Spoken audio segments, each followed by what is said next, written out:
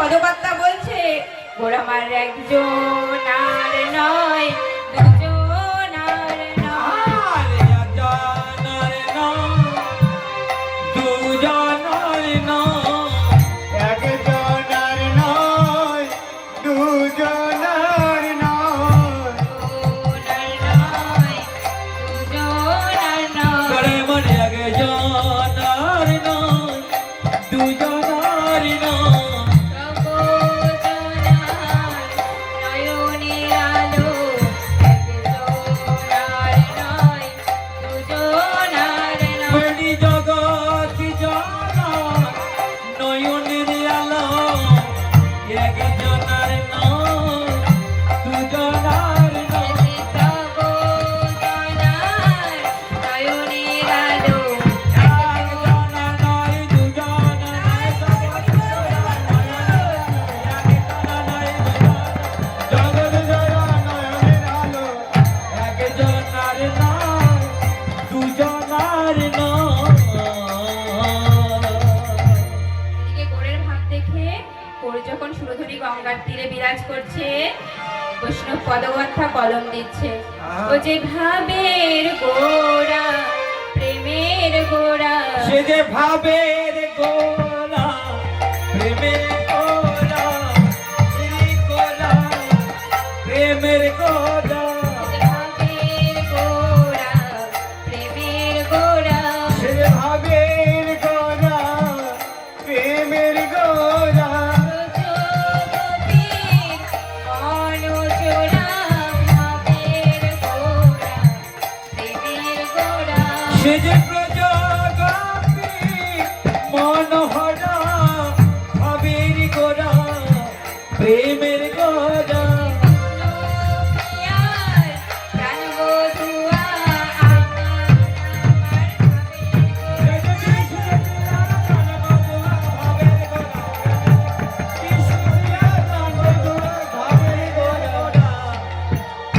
প্রেমের গোলা। তো গোড়া আমার কেমন? সে যে ভাবের গোড়া, প্রেমের গোড়া। তো গোড়া আমার কি করছে? আজকে একটা সুন্দরী গঙ্গার তীরে নতুন খেলা পেতেছে মা। তো মা, আমাদের যে পার্থিব জগতের খেলা আছে, যদি আপনারা বাড়িতে রান্না করেন তাহলে তো হাতা খুন্তি দরকার, তাই না? যদি ক্রিকেট খেলে কেউ, ব্যাট আর বল দরকার। তো প্রভু যে খেলা খেলছে হরিনামের খেলা, তো কি দরকার? কলিযুগে শ্রীকৃষ্ণ অবতার, শ্রীকৃষ্ণ অবতার, খেলিবার তরি খোলার করতাল, খোলার করতাল, কর পরিত্রাণ প্রভু নিজ সংকীর্তনে,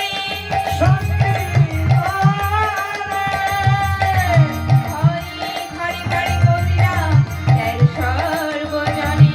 জয় সর্বজনে।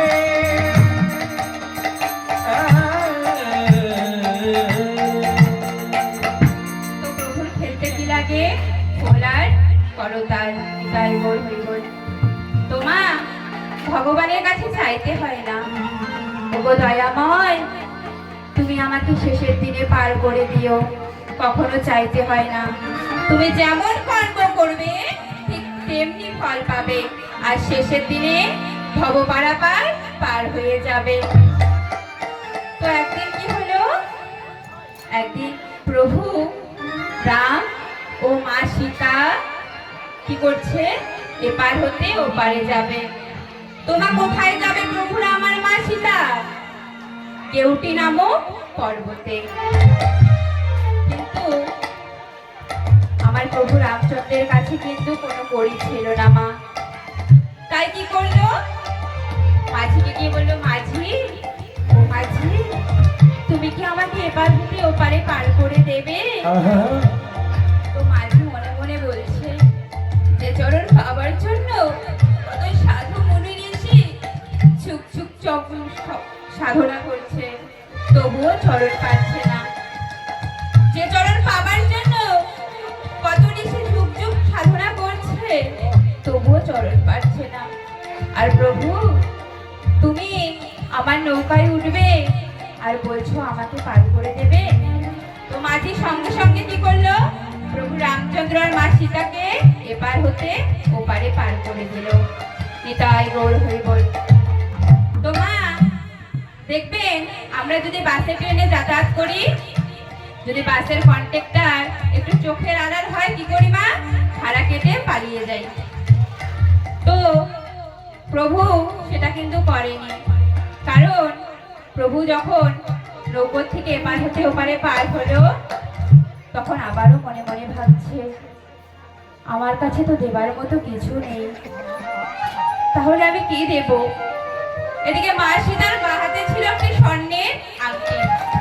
সেই আংটিটি স্বামীর হাতে দিয়ে বলল, স্বামী, ও স্বামী, পারের করি আমি মারবো না, নিজের জীবন দিয়ে হলেও আমি পারের করি শোধ করে দেব।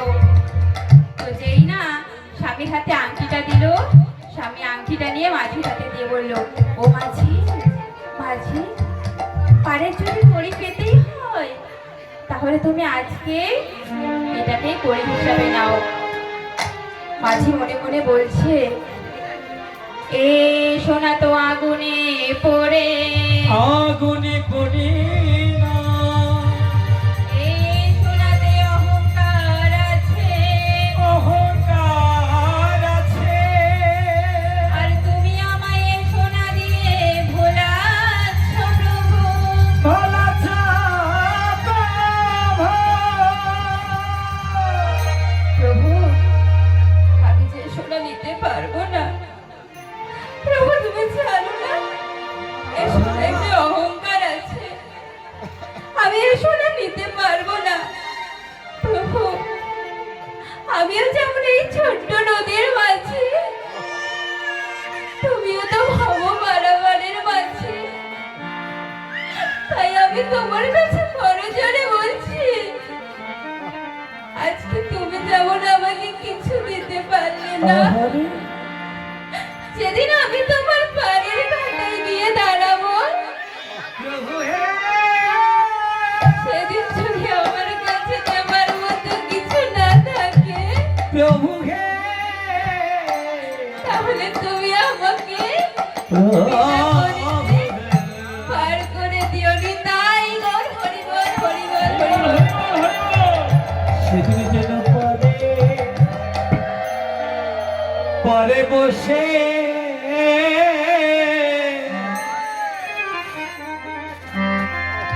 আমার কাঁদিতে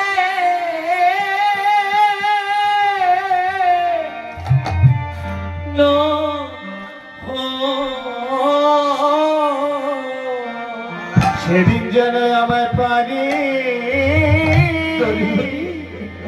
পারিব আমায় কাঁদিতে না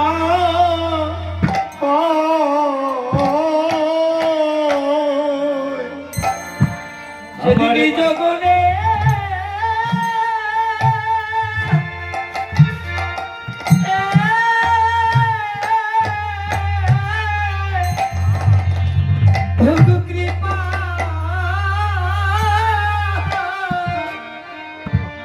কৃপা করে সেদিন যেন পারের ঘাটে বসে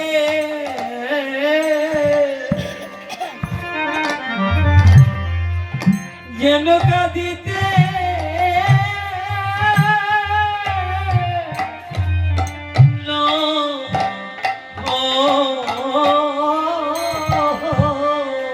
সেদিন নিজ গনে